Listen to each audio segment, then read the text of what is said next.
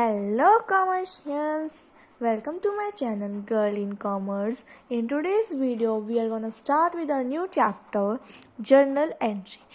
हम चैप्टर पर बढ़ने से पहले समझ लेते हैं golden rules of accounting, debit and credit. पहले पॉइंट है debit what comes in, credit what goes out. मतलब जब भी कोई चीज़ आती है तो वो डेबिट होती है, कोई चीज़ जाती है तो वो क्रेडिट होती है. और जो debit the receiver, credit the giver. Debit वो होता है जो रिसीवर होता है, जो रिसीव करता है किसी चीज़ को, एंड क्रेडिट वो होता है जो गिवर होता है. हम इससे ये भी समझ सकते हैं डेबिट मीन्स डेटर और क्रेडिट मीन्स क्रेडिटर. और debit all expenses and losses and credit all incomes and gains. जो भी कोई एक्सपेंस होगा, लॉस होंगे, वो सब डेबिट होंगे, और कोई भी इनकम और गेन होगा वो क्रेडिट होगा. अब हम अपने चैप्टर से स्टार्ट करते हैं चतुर्वेदी के क्वेश्चन नंबर 1 से. पहले हम जर्नल एंट्री का फॉर्मेट बना लेते हैं.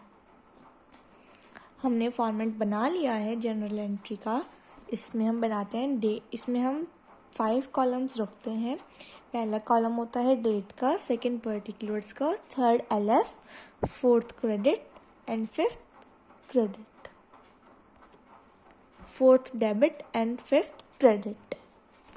चल अब हम अपना क्वेश्चन स्टार्ट करते हैं. Commenced business with cash 50 lakh. हमने बिजनेस स्टार्ट किया है 50 लाख से. तो हमारे बिजनेस में कैश आएगी. पहले हम इसमें डेट हमें मेंशन नहीं है तो हम इसमें सीरियल नंबर मेंशन कर सकते हैं. हम पर्टिकुलर्स में लिखेंगे जब हमारे बिजनेस में कैश आया होगा, जब हमने बिजनेस स्टार्ट किया है, तो कैश अकाउंट डेबिट टू. जब हमने बिजनेस स्टार्ट किया, हमारे बिजनेस में पहले तो एक कैश आई है, और सेकंड हमारे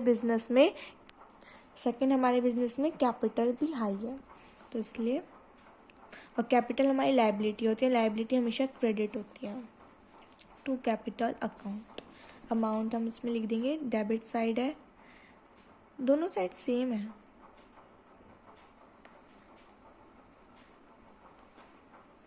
और यहाँ पे नरेशन भी बहुत ज़रूरी होता है जर्नल में. हम यहाँ पे लिखेंगे being commenced business with cash. Narration भी बहुत ज़रूरी होता है. और यहाँ पर हम एक लाइन ड्रॉ करेंगे.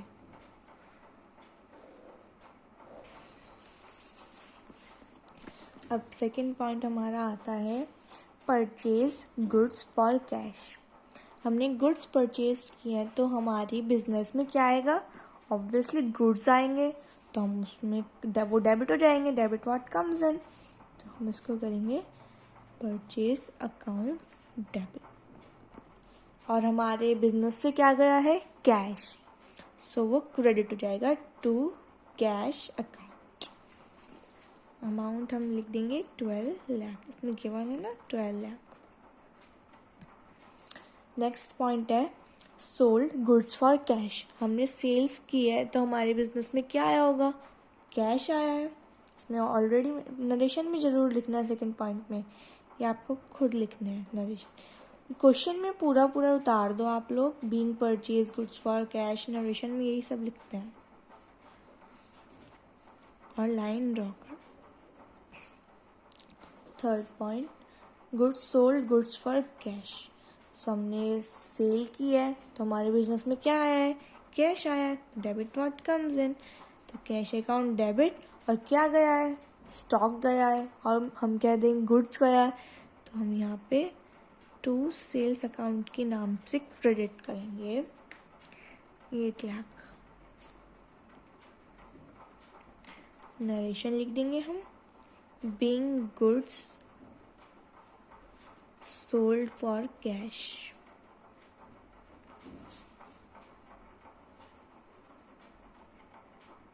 Fourth point, purchase goods on credit from Sachin worth 9 lakh.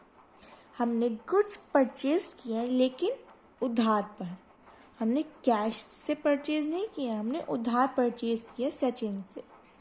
तो पहले तो हमारे बिजनेस पे क्या आया है, गुड्स, बिजनेस में हमारे गुड्स आए, तो हम इसको डेबिट कर देंगे, परचेज अकाउंट डेबिट। और क्या गया है, कुछ भी तो नहीं गया, कैश परचेज थोड़े ना किया है, हमारे बिजनेस पर लाइबिलिटी आई है कि हमें सचिन को पे करना है, तो हम यहाँ पे क्रेडिट करेंगे सचिन की नेम से, अमाउंट 9 लाख। सारी लाइबिलिटीज़ हमारी क्रेडिट होती हैं, तो सब ये बात ध्यान रखेंगे। नेक्स्ट पॉइंट पे आते हैं, sold goods on credit to Sunil worth 7 lakh. Narration आपको 4th पॉइंट को खुद लिखना है। अब हम 5th पॉइंट पर आते हैं। हमारा 5th पॉइंट था sold goods on credit to Sunil. हमने गुड्स सोल्ड करे हैं सुनील को, और ये भी क्रेडिट, मतलब कैश सेल्स नहीं हुई, हमारे पास कैश नहीं आया है बिजनेस में, हमने उधार बेचा है। जैसे हम उधार माल खरीद सकते हैं वैसे ही हम उधार बेच भी तो सकते हैं ना, तो इसलिए हमने यहाँ पे उधार किया। तो हमारे बिजनेस अब हमारे बिजनेस को सुनील से पैसे लेने हैं। सुनील हमारा रिसीवर होगा, एक टाइप से हम कह लें डेटर। तो Sunil debit to sales account,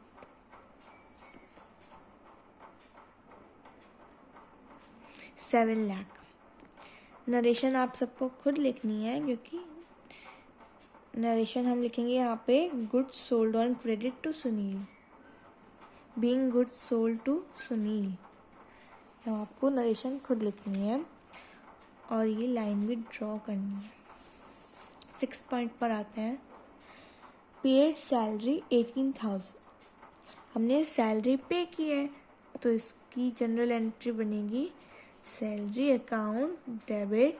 हमारे बिजनेस से क्या गया है जब हमने सैलरी पे की है, cash to cash account 18,000। Narration कर लेंगे, लिख लेंगे हम यहाँ पर। 7th पॉइंट पर आता है, पेड रेंट 12,000। हमने रेंट पे किया है, ये भी सेम पॉइंट है, rent account debit to cash account 12,000। Narration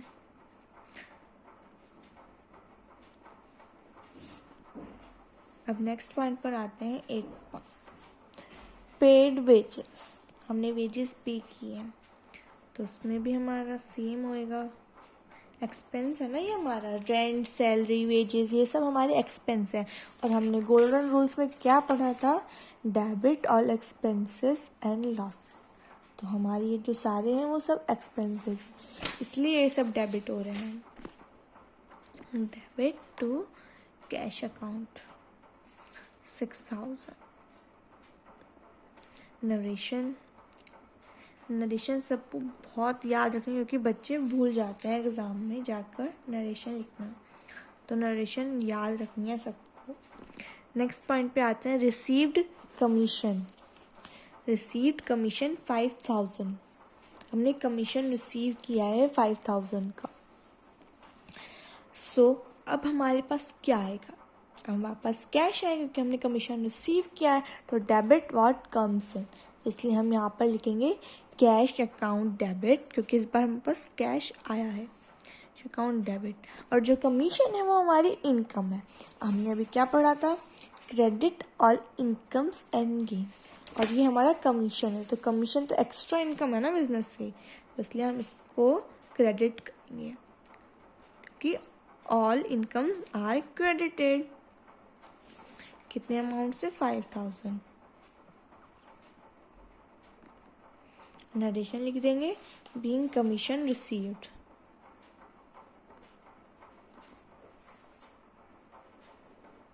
next point पर आते हैं, रिसीव्ड इंटरेस्ट 4,000।